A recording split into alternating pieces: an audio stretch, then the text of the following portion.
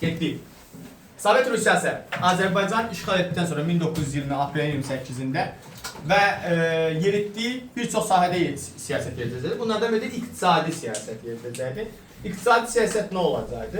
1920-ci ilin avqustunda özünün vətəndaş müharibəsi gedişində yeritdiyi siyasət vardı, keçmişdi, hərbi kommunizm siyasəti. Onu məhdud çərçivədə və qısa müddətli Azərbaycanda yeridəcəkdi. 1920-ci ilin avqustunda. Avqust dekretinə görə Azərbaycanda zəruri taxıl mallarının istehsalatı, daha doğrusu istehsalatı, satışı qəti qadağan olunacaqdı. Onların bazara çıxarılması qəti qadağan olunacaqdı və dövlət onları müdaxilə edəcəkdi. Bu vətəndaş müharibəsi gedişində özündə uğur qazandığı üçün Azərbaycanda da yeridir. Niyə yeridir Azərbaycanda? Ehtiyac yox idi, amma ehtiyac olma səbəbi nə idi? Rusiya özünün mərkəzdəki quberniyalarının ərzaq ehtiyatını təmin etmək üçün, yəni Rus xalqı özü ac idi və bu çörəklə təmin etmək üçün işğal etdiyi torpaqlardakı ərzaq ehtiyatlarını yığırdı, aparırdı. 1920-ci ilin avqustunda tətbiq edilir və bununla da ərzaq sapalağı tətbiq olunur. Ərzaq sapalağını tətbiq etmək üçün emisarlar göndərəcəkdi bölgələrə. Bu emisarlar bölgədəki taxıl ehtiyatını aşağı çıxaracaqdılar və bu taxıl ehtiyatlarını yığacaqdılar. İnsanlar isə qəpik quruş verəcəkdilər. Azərbaycan o dövrdə Bakı və digər böyük şəhərlər istisna olmaqla aqrar ölkə idi, yəni kənd təsərrüfatı ölkəsidir. Və birdən-birə bu taxıllar dövlətin əlində cəmləşəcəkdi və artıq 1920-də tətbiq olunan bu sistem Azərbaycanda birdən-birə taxıl qıtlığına və taxıl qıtlığı ilə bərabər aclığa gətirib çıxaracaqdı. Və bununla bərabərində xalqın narazılığı baş verəcəkdi, istehsalat aşağı düşəcəkdi, kənd təsərrüfatına maraq azalacaqdı və üsyanlar baş verəcəkdi.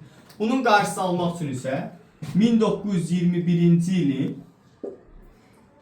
ildə qərar verilir ki, Azərbaycanda ərzaq sapalığı ləğv olunsun, çanaq vergisi tətbiq olunsun. Yəni, ərzaq sapalağının yumşaldılmış forması. Birdən-birə ərzaq vergisində keçid eləmirlər. Çünki birdən-birə taxılın kəsilməsinin qarşısını belə deyə istəmirlər alsınlar. Ona görə çanaq vergisi tətbiq olunacaq. Çanaq vergisi könüllü rüsumdur.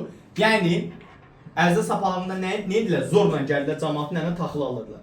Çanaq vergisi güya Azərbaycan xalqı yardım əlaməti olaraq SSR xalqına, Sovet xalqına, Rus xalqına çörək göndərir, yəni taxıl göndərirdi.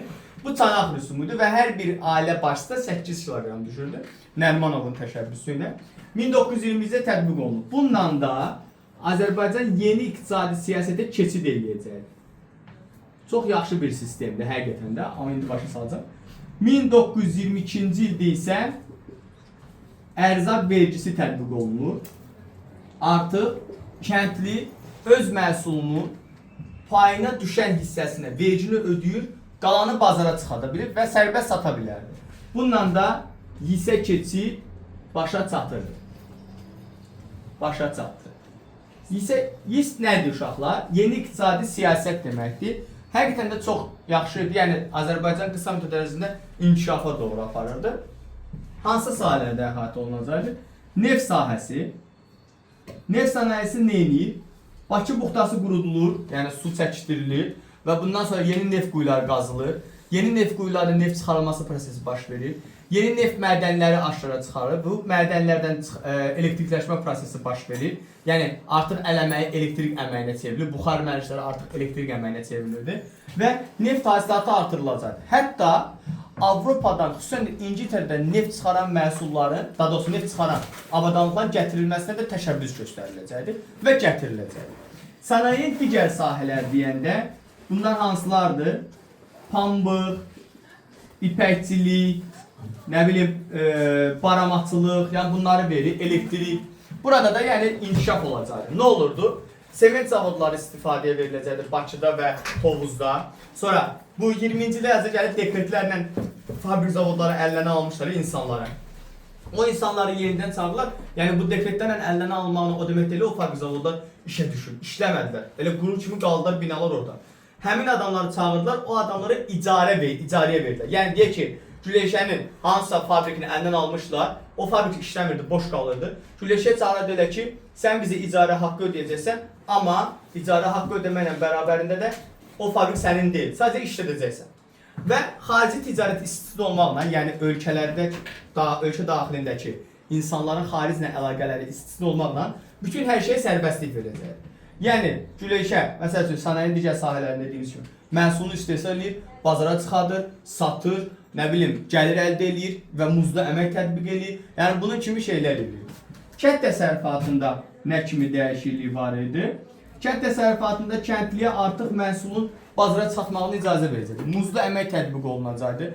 Əmtəə pul münasibətləri tətbiqinə icazə veriləcək. Və beləliklə Azərbaycan hərbi kommunizmdə aldığı zərbəni və 1-ci Dünya müharibəsindəki iqtisadi çöküntünü aradan qaldırır və sənaye istehsalatı və kapital istehsalatı daha da artacaqdır. Ölkə əhalisinin vəziyyəti yaxşılaşacaqdır. Xüsusən də ortabab kəndlərin, qolçomaqların sayı artacaqdır, bilirsiniz, varlı kəndlərin.